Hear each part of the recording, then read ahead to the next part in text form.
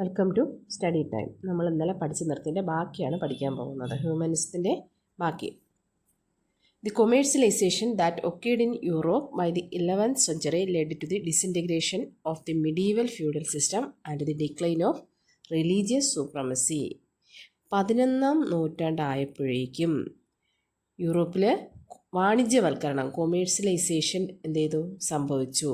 അതോടൊപ്പം തന്നെ വാണിജ്യവൽക്കരണം നടന്നപ്പോൾ യൂറോപ്പിൽ ഏത് നൂറ്റാണ്ടാണ്? 11ാം നൂറ്റാണ്ട്. 11ാം നൂറ്റാണ്ടിൽ യൂറോപ്പിൽ വാണിജ്യവൽക്കരണം നടന്നപ്പോൾ മിഡീവൽ ഫ്യൂഡൽ സിസ്റ്റം, മധ്യകാല ഫ്യൂഡൽ വ്യവസ്ഥയും റിലീജിയസ് സൂപ്രമസി, മതത്തിൻ്റെ ആധിപത്യവും തകർന്ന് തുടങ്ങി. അപ്പോൾ അവിടെ ഒരു സ്റ്റേറ്റ്മെൻറ്റ് വൈസ് ക്വസ്റ്റ്യൻ ഇങ്ങനെ ചോദിക്കാം. റിലീജിയസ് സൂപ്രമസിയും മിഡീവൽ ഫ്യൂഡൽ സിസ്റ്റവും 11ാം നൂറ്റാണ്ടിൽ ഏതിൻ്റെ വരവോടുകൂടിയാണ് തകർന്നു തുടങ്ങിയത്? ഏതിൻ്റെ വരവോടുകൂടിയാണ്? കൊമേഴ്സ്യലൈസേഷൻ സംഭവിച്ചതോടുകൂടിയാണ് ഇത് രണ്ടും തകർന്നത്. This led to the emergence and domination of a new wealthy class. ഈ രണ്ട് കാര്യങ്ങൾ തകരുകയും, മിഡീവൽ ഫ്യൂഡൽ സിസ്റ്റവും റിലീജിയസ് സൂപ്രമസിയും തകരുകയും കൊമേഴ്സ്യലൈസേഷൻ ആരംഭിക്കുകയും ചെയ്തത് ഒരു പുതിയ വെൽത്തി ക്ലാസ്, ഒരു പുതിയ സമ്പന്ന ക്ലാസ് അവിടെ യൂറോപ്പിൽ ഉടലെടുക്കാൻ കാരണമായി. ഏത് നൂറ്റാണ്ടിലാണ്? 11ാം നൂറ്റാണ്ടിൽ. ആസ് എ റിസൾട്ട്, ഇതിൻ്റെ ഫലമായിട്ട് several wealthy families also emerged in Italy. നമ്മൾ നേരത്തെ പറഞ്ഞു ഇറ്റലിയിലാണ് റെനീസൻസ് സംഭവിച്ചത്. അപ്പോൾ ഇതിൻ്റെ ഫലമായിട്ട് പുതിയ ഒരുപാട് വെൽത്തി ആയിട്ടുള്ള, സമ്പന്നമായിട്ടുള്ള കുടുംബങ്ങൾ ഇറ്റലിയിൽ ഉയർന്നു വന്നു. They demanded a share in the political power. ഇവർ പൈസ ഉള്ളത് കൊണ്ട് തന്നെ നമുക്കറിയാം സമൂഹത്തിൽ എന്നും ക്യാഷ് ഉള്ളവന് വിലയുണ്ട്. അപ്പോൾ അതുപോലെ തന്നെ അവരെന്ത് ചെയ്തു? പൈസ ഉള്ളത് കൊണ്ട് തന്നെ അവർ വെൽത്തി ആയിരുന്നു ഈ ഫാമിലീസ്. അതുകൊണ്ട് അവർ ഡിമാൻഡ് ചെയ്തു, അവരാവശ്യപ്പെട്ടു, പൊളിറ്റിക്കൽ പവറിൽ അവർക്കൊരു ഷെയർ വേണമെന്ന് ഈ വെൽത്തി ഫാമിലീസ് ആവശ്യപ്പെട്ടു. ഇനി ഏതൊക്കെയാണ് ആ ഫാമിലീസ് എന്ന് നമുക്ക് പരിശോധിക്കാം. മെഡീസി എന്ന് പറയുന്നത് ഫ്ലോറൻസ്, ഇറ്റലിയിലെ ഫ്ലോറൻസ് സിറ്റിയിലുള്ള വെൽത്തി ഫാമിലി ആയിരുന്നു. മെഡീസി എന്ന് പറയുന്നത് ഫ്ലോറൻസ് സിറ്റിയിലെ ഒരു പ്രധാനപ്പെട്ട വെൽത്തി ഫാമിലി ആയിരുന്നു. ഫോർസ എന്ന് പറയുന്നത് മിലൻ, ആ ഫാമിലി മിലൻ സിറ്റിയിലെ പ്രധാനപ്പെട്ട ഫാമിലി ആയിരുന്നു. ഫർണീസി പാർമ സിറ്റിയിലെ ഫാമിലിയും, ഒർസീനി എന്ന് പറയുന്നത് നേപ്പിൾസിലെ ഫാമിലിയും, വിസ്കോന്തി എന്ന് പറയുന്നത് മിലൻ എന്ന് പറയുന്ന സിറ്റിയിലെ ഫാമിലിയുമായിരുന്നു. അപ്പോൾ മിലനിൽ രണ്ട് വെൽത്തി ഫാമിലികളുണ്ട്. ഏതൊക്കെയാ? ഫോർസ, വിസ്കോന്തി. ഇത് രണ്ടും മിലനിലാണ്. ഈ ടേബിൾ നിങ്ങൾ ഉറപ്പായിട്ട് കാണാതെ പഠിച്ചിരിക്കണം. ഇനി എന്താണ് കുരിശുയുദ്ധം? നമുക്കതൊന്ന് ജസ്റ്റ് ഒന്ന് പറഞ്ഞു പോകാം. ഇത് നിങ്ങൾ ഓർത്ത് വെച്ചിരുന്നാൽ മതി. ക്രിസ്ത്യാനിറ്റിയും ഇസ്ലാം മതവും തമ്മിൽ ജെറുസലേമിനെ ചുറ്റിയുള്ള അതിൻ്റെ അവകാശവാദത്തിന് വേണ്ടിയുള്ള യുദ്ധമാണെന്ത്? കുരിശുയുദ്ധം അല്ലെങ്കിൽ crusaders, which was considers a holy land by both. ഈ ജെറുസലേം എന്ന് പറയുന്നത് ഇസ്ലാം മതത്തിനും ക്രിസ്തു മതത്തിനും ഒരുപോലെ പരിശുദ്ധമാക്കപ്പെട്ട നഗരമാണ്.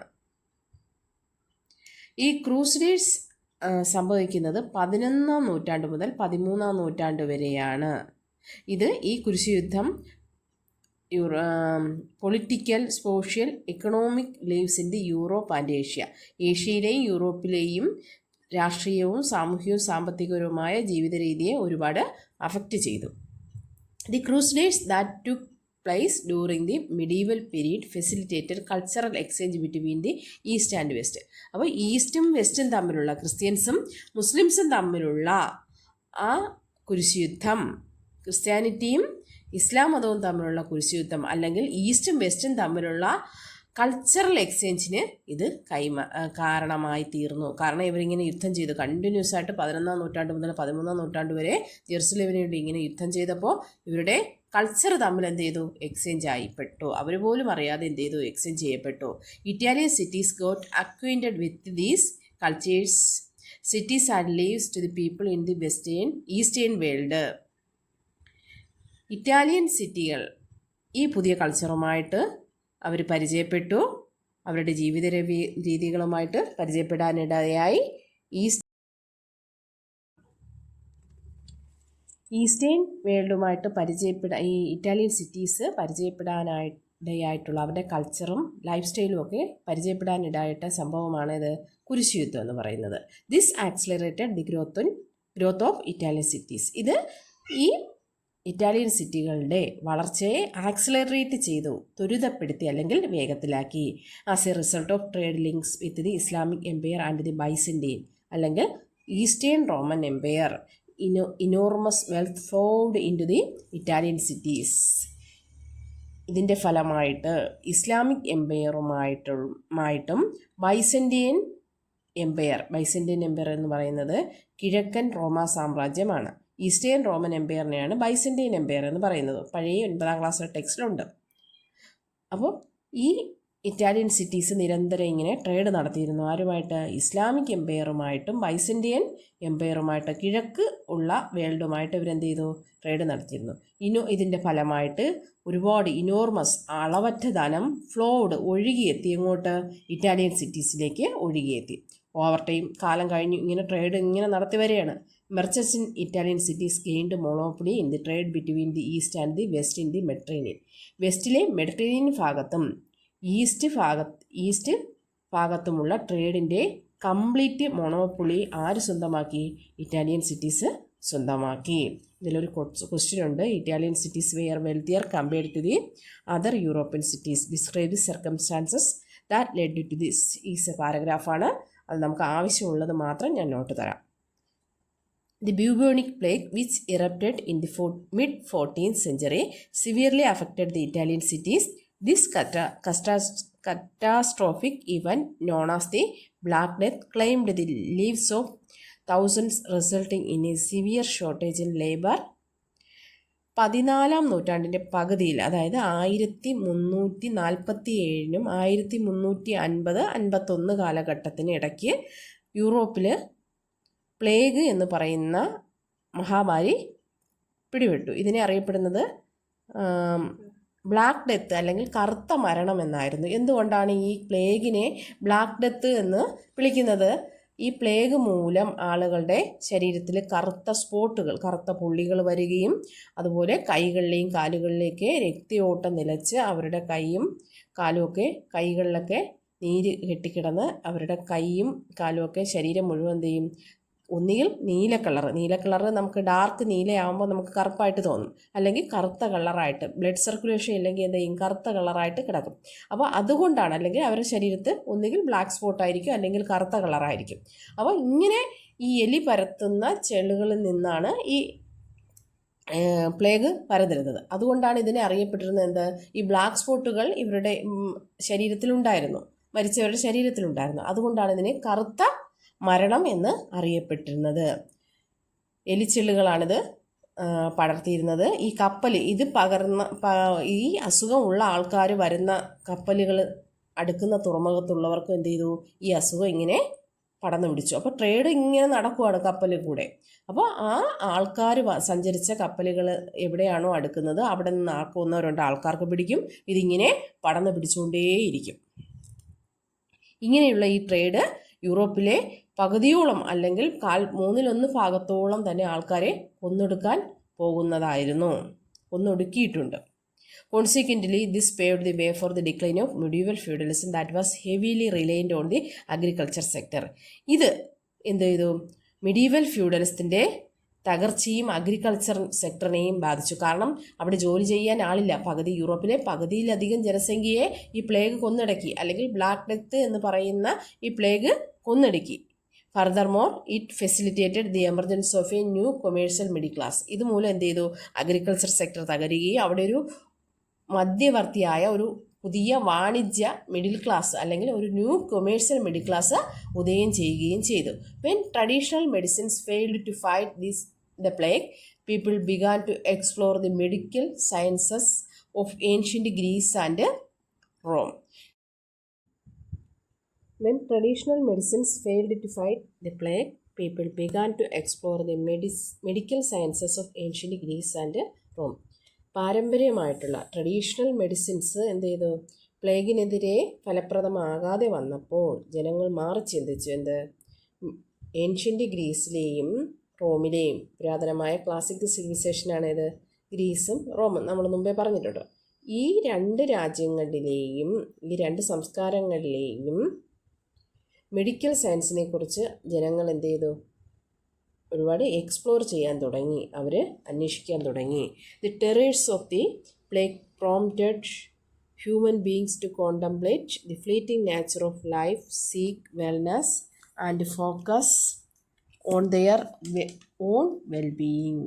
ദി ടെറേഴ്സ് ഓഫ് ദി ഈ പ്ലേഗിൻ്റെ ഭീകരത പ്രോംപ്റ്റഡ് എന്ന് പറഞ്ഞാൽ പ്രേരിപ്പിച്ചു, മനുഷ്യനെ ഹ്യൂമൻ ബീയിങ്സിനെ പ്രോംപ്റ്റ് ചെയ്തു, പ്രേരിപ്പിച്ചു. ടു കണ്ടംപ്ലേറ്റ് എന്ന് പറഞ്ഞാൽ ചിന്തിപ്പിച്ചു. The fleeting nature of life, ജീവിതത്തിൻ്റെ ഫ്ലീറ്റിംഗ് നാച്ചർ, ക്ഷണികതയെക്കുറിച്ച്. എത്ര പെട്ടെന്നാണ് ആളുകൾ മരിച്ചു പോകണം, അപ്പം അവരുടെ ജീവിതത്തിൻ്റെ ക്ഷണികതയെക്കുറിച്ച് ചിന്തിച്ചു. സീക്ക് വെൽനെസ്, സുഖാന്വേഷണം. And focus on their wellbeing, അവരുടെ സ്വന്തമായിട്ട് അവരുടെ ജീവിതത്തിൻ്റെ സുഖങ്ങളെക്കുറിച്ചും ദുഃഖങ്ങളെക്കുറിച്ചും ഒക്കെ അവർ ചിന്തിക്കാൻ തുടങ്ങി. ദിസ് ഇൻട്രോസ്പെക്ഷൻ, ഇങ്ങനെയുള്ള ഈ ഇൻട്രോസ്പെക്ഷൻ, ആത്മപരിശോധന, paved the way for the emergence of humanism, ഇത് ഹ്യൂമനിസത്തിലേക്ക് വഴിവെച്ചു. അപ്പോൾ പ്ലേഗ് എങ്ങനെയാണ് ഹ്യൂമനിസത്തിലേക്ക് വഴിവെച്ചത് എന്ന് പറയുന്ന പാരഗ്രാഫാണ്. Discuss the impact brought about by the outbreak of plague in the 14th century in the various bits of Europe. The prosperity of political liberty and social unity of the cities fostered civic sense and self-respect among the people. രാഷ്ട്രീയ സ്വാതന്ത്ര്യവും prosperity, സമ്പത്തും social unity, സാമൂഹികമായ ഐക്യവും, Italian സിറ്റീസിലെ ഈ സാമൂഹിക ഐക്യവും ഈ political ലിബർട്ടിയൊക്കെ fostered, വളർത്തി. എന്ത്? സിവിക് സെൻസ്, പൗരബോധവും, സെൽഫ് റെസ്പെക്റ്റ്, അവനവന് തന്നെയുള്ള സെൽഫ് റെസ്പെക്റ്റും ജനങ്ങളുടെ ഇടയിൽ വളർത്താൻ ഇടയായി. Revived interest of the concept of law and order. The governors that had flourished in the ancient Roman empire began to spread throughout Italy. പുരാതനമായ റോമ സാമ്രാജ്യത്തിൽ നിലനിന്നിരുന്ന ഭരണക്രമത്തെയും നിയമങ്ങളെയും ലോ ആൻഡ് ഓർഡറിനെയൊക്കെ കുറിച്ച് അവർ പഠിക്കുകയും അത് ഇറ്റലിയിലുടനീളം ഇതിനെക്കുറിച്ച് ഉള്ള കൺസെപ്റ്റുകൾ, റോമൻ എംപയറിലെ ലോ ആൻഡ് ഓർഡറും ഭരണക്രമവും ഒക്കെ ഇറ്റലിയിൽ പടരാൻ അല്ലെങ്കിൽ ഇറ്റലിയിൽ സ്പ്രെഡ് ആവാൻ തുടങ്ങി. A section of the population well versed in ancient Roman law and Latin language strained their attention in commercial pursuits. ഒരു വിഭാഗം ജനങ്ങൾ, ഒരു സെക്ഷൻ ഓഫ് പോപ്പുലേഷൻ, ഒരു വിഭാഗം ജനങ്ങൾക്ക് ഏൻഷ്യൻ്റ് റോമൻ ലോയും ലാറ്റിൻ ലാംഗ്വേജിനെ കുറിച്ചും നന്നായിട്ട് അറിയാമായിരുന്നു. അവരെന്ത് ചെയ്തു? കൊമേഴ്സ്യൽ, അവരുടെ അറ്റൻഷൻ വാണിജ്യപരമായ താല്പര്യങ്ങളിലേക്ക് തിരിച്ചു. This in turn sparked renewed interest in classical languages, literature, institutions and antiquity. ഇത് ക്ലാസിക്കൽ ലാംഗ്വേജിനെ കുറിച്ചും ലിറ്ററേച്ചറിനെ കുറിച്ചും സാഹിത്യത്തിനെ കുറിച്ചും സ്ഥാപനങ്ങളെക്കുറിച്ചുമൊക്കെ പഠിക്കാനുള്ള അല്ലെങ്കിൽ ഒരു പുനരുദ്ധാരണത്തിന് കാരണമായി, അതിനെക്കുറിച്ചൊക്കെ പഠിക്കാൻ കാരണമായി. Each city aspired to become a centre of art and literature. ഓരോ സിറ്റിയും ആർട്ടിൻ്റെയും കലയുടെയും സാഹിത്യത്തിൻ്റെയും ലിറ്ററേച്ചറിൻ്റെയും സെൻറ്റർ ആയിരുന്നു. Under the patronage of rulers and clergy, people sought out, collected and preserved the remains of ancient Rome, including paintings, manuscripts and architectural remains. റൂളേഴ്സിൻ്റെയും clergy വിഭാഗത്തിൻ്റെയും പുരോഹിത വർഗത്തിൻ്റെയും രക്ഷാധികാരത്തിൽ അല്ലെങ്കിൽ പാട്രണേജിൽ ജനങ്ങൾ എന്ത് ചെയ്യാൻ തുടങ്ങി? കളക്ട് ചെയ്യാൻ തുടങ്ങി. ആൻഡ് പ്രിസർവ്ഡ്, കളക്ട് ചെയ്യുവാനും ശേഖരിക്കുവാനും സൂക്ഷിക്കുവാനും തുടങ്ങി. എന്തൊക്കെയാണ് സൂക്ഷിക്കുവാനും കളക്ട് ചെയ്യാനും തുടങ്ങിയത്? ഏൻഷ്യൻ്റ് റോമിലെ പെയിൻറ്റിങ്സും മാനുസ്ക്രിപ്റ്റ്സ്, കയ്യെഴുത്ത് പ്രതികളും, ആർക്കിടെക്ചറൽ റിമെയിൻസും ഒക്കെ അവർ കളക്ട് ചെയ്യാനും പ്രിസർവ് ചെയ്യാനും തുടങ്ങി. ഇതിന് പാട്രണേജ് കൊടുത്തത് അവിടുത്തെ റൂളേഴ്സും ക്ലർജി പീപ്പിളുമായിരുന്നു. The rulers realised that rather than waging wars, commissioning grand buildings and fostering art and literature would be better way to leave a lasting legacy in the minds of the people. അവിടുത്തെ ഭരണാധികാരികൾ തിരിച്ചറിഞ്ഞു, വെറുതെ ഇങ്ങനെ മറ്റു രാജ്യങ്ങളോടെ യുദ്ധം ചെയ്തിട്ട് കാര്യമില്ല. നമുക്ക് ജനങ്ങളുടെ മനസ്സിൽ ഒരു ലെഗസി അല്ലെങ്കിൽ ഒരു സ്ഥാനം കിട്ടണമെങ്കിൽ ആർട്ടും ലിറ്ററേച്ചറും ഒക്കെ സംരക്ഷിക്കണം. അവിടെ നല്ല ബിൽഡിങ്ങുകളൊക്കെ ഉയർത്തണം, അല്ലെങ്കിൽ അതിനെയൊക്കെ സംരക്ഷിക്കണം. എന്നാലേ ജനങ്ങളുടെ ഇടയിൽ നമുക്ക് സ്ഥാനം കിട്ടുള്ളൂ. വെറുതെ ഇങ്ങനെ യുദ്ധം ചെയ്തിട്ട് കാര്യമില്ല എന്ന് അവിടുത്തെ ഭരണാധികാരികൾ മനസ്സിലാക്കി. Wealthy patrons beautified their parish churches and actively promoted the construction of monasteries and nunneries as well as cathedrals in Italian cities such as Florence, Milan, Rome and Venice. Patronage of the arts was considered a civic responsibility. Wealthy patrons, സമ്പന്നരായ ഈ rulers അല്ലെങ്കിൽ ഈ രക്ഷാധികാരികൾ അവിടുത്തെ ചർച്ചുകളും ഒക്കെ beautify ചെയ്യാൻ തുടങ്ങി, അല്ലെങ്കിൽ അതിനെയൊക്കെ നവീകരിക്കുവാനും അതിനെയൊക്കെ നല്ല മനോഹരമായി പുതുക്കിപ്പണിയാനും തുടങ്ങി. The construction of monasteries and nunneries as well as cathedrals. മൊണാസ്ട്രീസും സന്യാസി മഠങ്ങളും കന്യാസ്ത്രീകളുടെ മഠങ്ങളും നണ്ണറീസും മൊണാസ്ട്രീസും ഒക്കെ കത്തീഡ്രൽസും ഒക്കെ അവരെന്ത് ചെയ്തു, പുതുക്കിപ്പണിയാനും ബ്യൂട്ടിഫൈ ചെയ്യാനും തുടങ്ങി. In Italian cities such as Florence, Milan, Rome and Venice.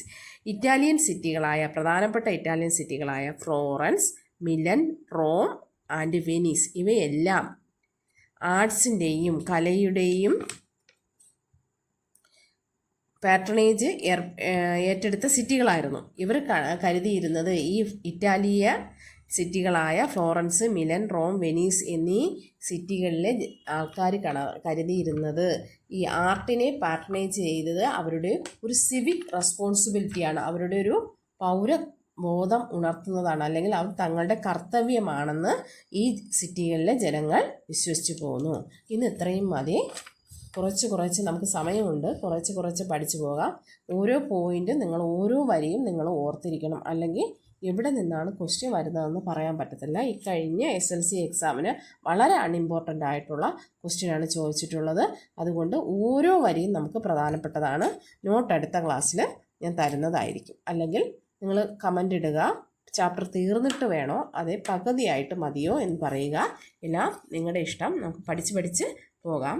Okay, see U.